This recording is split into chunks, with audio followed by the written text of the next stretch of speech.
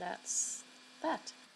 Okay, so this video is to show you a few of the tricks for the Tutorial 3 Case 1. And I'm just highlighting the areas where my face-to-face class had problems. And I apologize again, I'm not going to do them in any particular order. One of the sections I had a lot of questions on was the count function. And again, count's right here. It's a frequently used one. If you notice, it says count numbers, and this is where people ran into problems. These look like numbers, the student ID, because it technically is a student ID number, but Excel doesn't see them as numbers because they have the dashes in them. So we need to make sure when we're counting that we're counting a group of cells arranged that has numbers in it. And if we do that, then we will get a correct and accurate count. Median is a built-in function. It's not average. Some of you have tried to stick average in there. Median is not the same. Actually, let's pull up the function. I never can remember which one that comes under, but if I type in median under search and hit go, it'll come up with median.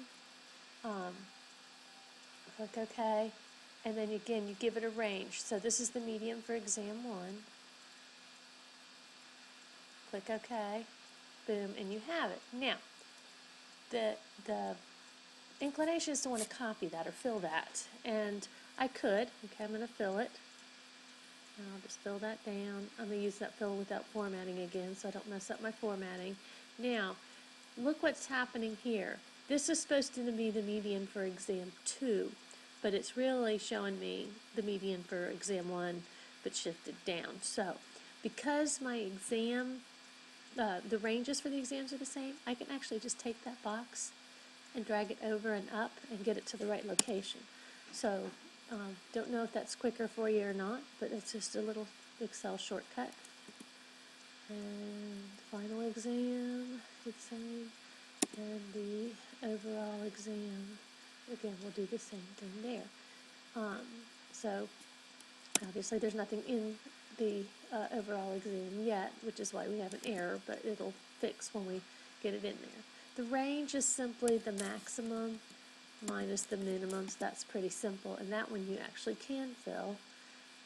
Okay, and again, I'll use my fill without formatting, get my number. Now this is the area where a lot of people get confused, because I want to set my formula up so that it's calculating the grade weights, but it's using cell references and not actual numbers.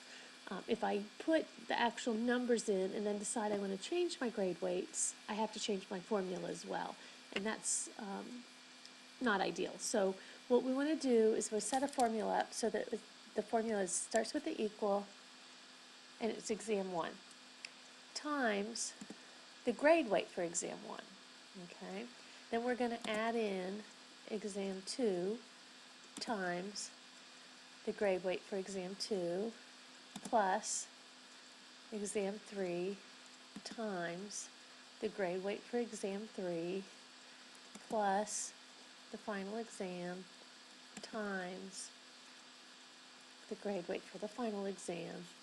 Boom, and we've got our grade. Now, and watch what happens if I fill that. Okay, again, what's going on? The grade weights are shifting. We don't want the grade weights to shift, so what we actually have to do is set that up so that the weights are absolute. Okay, we want the student scores to shift, but the weights themselves, again, I'm using the F4 function key, making those absolute, adding those dollar signs. You could type the dollars in, it doesn't matter.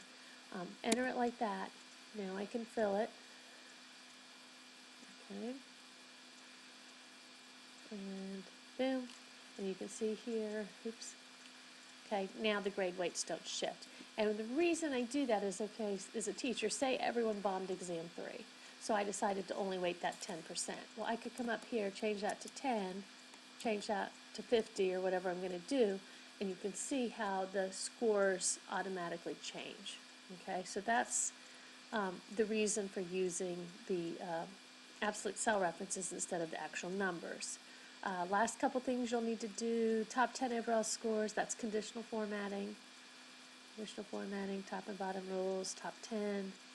and that was the fill they wanted, so you click OK. That one's easy. The other is setting it up for printing so that the summary's on one page, the scores are on another, and the heading, the top 3 lines appear on both pages. That's page layout. I can insert a page break in between the two, and then I add the print titles, and the rows to repeat at top are rows 1, 2, and 3. Print preview, and there's page 1, and there's page 2. Okay, and that is basically it.